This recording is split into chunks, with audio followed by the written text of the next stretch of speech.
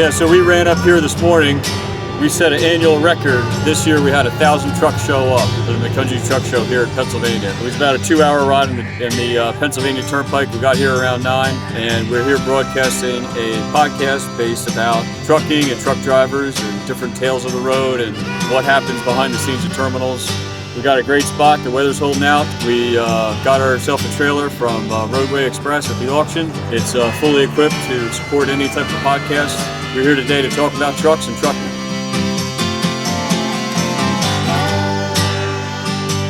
Your CV handle? Dirty Duck, and I'm Dirty Duck on there. My name's Ray Slagle, and I bought this 79 Autocar new, and I've had it the whole time, and it's never been restored. It still looks like it looks. So I special ordered this thing. It was a dump truck when it was new, and I ran it for about 12 or 13 years, and then I parked it, and I've had it ever since. It's a Caterpillar 3406A with a Spicer 5 and a Spicer 4-speed auxiliary, 58,000 pound Rockwell rears. It's pretty simple, there's not much to it. This is the engine brake. It's got a Jake brake on it. Parking brake, windshield wiper, starter switch, and got a hand throttle. It's had a clutch in it. At 500,000 I rebuilt the motor, and it's had a lot of tires on it. Other than that, it's been a good truck. Did everything I wanted it to do, served me well.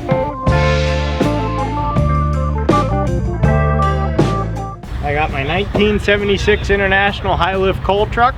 I got my 1952 Dodge 3/4 ton pickup, and then a 1924 Model TT 1-ton truck. Well, I started with this one. I bought it to take it apart. All I wanted was the scissor lift off it. Well, I went to the auction. This truck's pretty nice.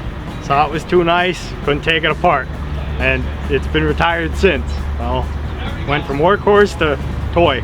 This one, I'm sitting in science class one day, and my science teacher says, "Why don't you come over to the farm? My brothers used to collect stuff, and they both passed on. You might find something you like." Well, they had over 200 vehicles on their property, and I came home with a pickup. It was a bucket of bolts when I bought it. It was terrible. Yep. So then, taking the seat for this truck to the upholstery shop and going up the road, that Model T is sitting on a dealer lot. On a dealer lot? Yep, the car automatically went like this. Right. And it followed us home. So what do you do? So you're dealing with different decades. What do they all like to drive? Oh, they're a blast. This one is a cake to drive. It's easy, it turns on a dime, you can park it anywhere. It's fun. It's just terrible on gas, 4 miles to the gallon. Sure. It's mile per mile. Yeah. This one, it's a 3 on the tree. I don't know if you're familiar, yeah. But once you get the hang of it, it's easy. But if you don't know, it's interesting. We'll say that. Right. That one there, if you have big feet, good luck, because you have a clutch pedal, a reverse pedal, and then a brake pedal. Well, you go to hit that reverse pedal, you're basically hitting all 3 pedals at once. They're so close together. So the story of the truck is, bought new, Kansas City, Missouri, for a crane company. Crane company then sold it to a farmer. He used it for about 10 years. The truck was sitting in a field for about 15 years. The rad was sewn off of it, a couple of the suspension parts were sewn off of it. The motor is all original, nothing done to the motor. It's got 1 million miles on the motor. We kind of looked at, we took the oil pan off, had the bearings looked at, mains checked. The whole AC is brand new. It's got 604 in it. Spectre heavy haul, pretty decent pulling truck. We put original factory Vortex cleaners on it, put the 6-inch miters on it. Other than that, lights and tapered bumper, truck was pretty much the way they got it, other than it was kind of neglected.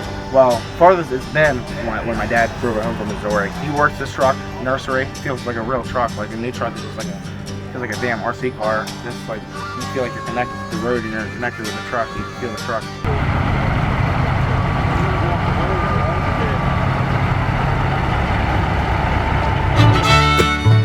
I'm a bus guy. I've had a lot of buses over the years. Well, this is an 85 B600 Ford bus. Yeah, it's got 16,000 original miles on it now. It's a 370 gas engine, 4-speed transmission, manual. Putting a 5-speed in it and a 2-speed rear. It was a radio communications van for the county fire company, and we took all the radio equipment out and all that out, and we're making it into a camper. Well, we're in the middle of doing the build out. It's not finished. So you got some place to put your feet, put a table in here. This spins around to sit at the table. Play cards in there or whatever. Yeah. Yeah, Eat lunch. I like to eat. I'm pretty fond of food. I usually paint everything blue. I just didn't get to this one yet. I have farm animals and nobody to take care of them, so I go on day trips. Anything else you'd like to add? If you don't get rained on once in a while, you're not living hard enough. You're not living your life right.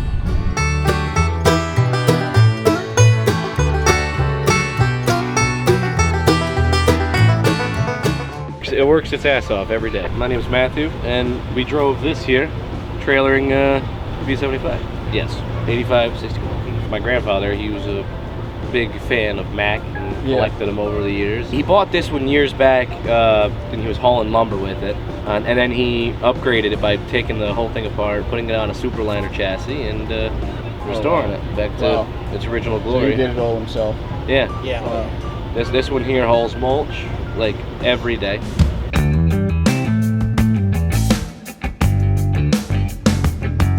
Rick and I had a job.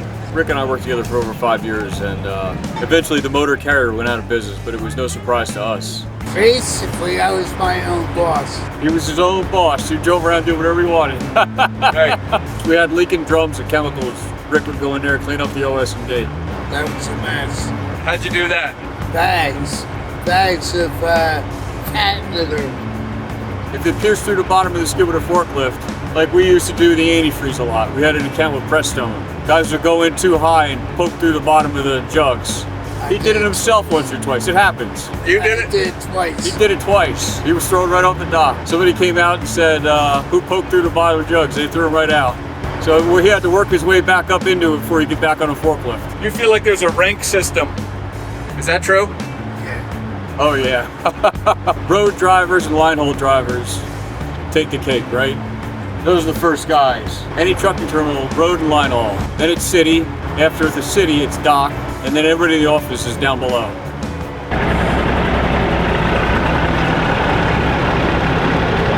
Any breakdown stories? Any kind of major? Have they all been good for you? No, of course not. They're all trucks are trouble. That's what my Grammy always said. So this one has a 12-gallon gas tank under the seat.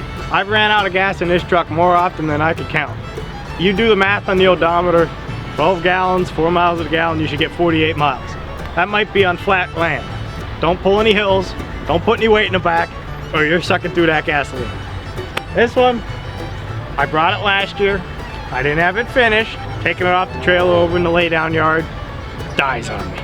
Now I'm stuck half on the trailer, half off the trailer. My shift linkage jammed up. Okay, there's a nice guy right next to me unloading. He has a rollback. Picks me up, plops me in the for sale line over there. He's like, there you go, at least you're out of the way now. So I spent the whole show last year over there. But I got it fixed now. Now it runs, drives, stops, starts. Yeah. So that one, the Model T, it just keeps going. It actually came optioned as electric start too. If you get a dead battery, you're never in trouble. Yeah. You just crank it. Same with this one. There's a little hole in the grill. There's a hand crank behind the seat. You're never stuck. And they all have names. This is Miss Cherry. I'm sure you can figure out why. This cab was full of chestnuts when I bought the truck, so it's Chester. And then my mom named Stanley. If you're familiar with the movie Cars, yeah, you gotta love Stanley. That's fitting. Yeah. Yeah.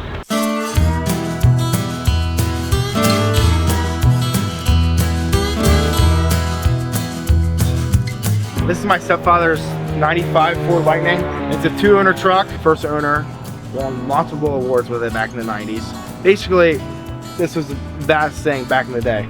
Fully built 351 with a Vortex supercharger. Just basically a whole completely old school setup. The truck looks stock, but it's just very well done. No wires going all over the place. Everything looks like it belongs. I know for a fact, won an award at a Ford show.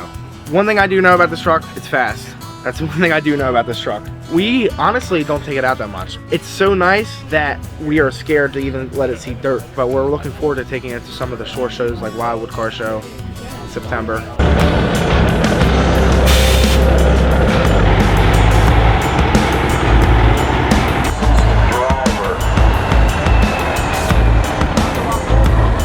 I love the show. I'm happy we made 1,000 trucks this year. It's phenomenal. And I've never met a grouchy person at a truck show. It's like a big family reunion.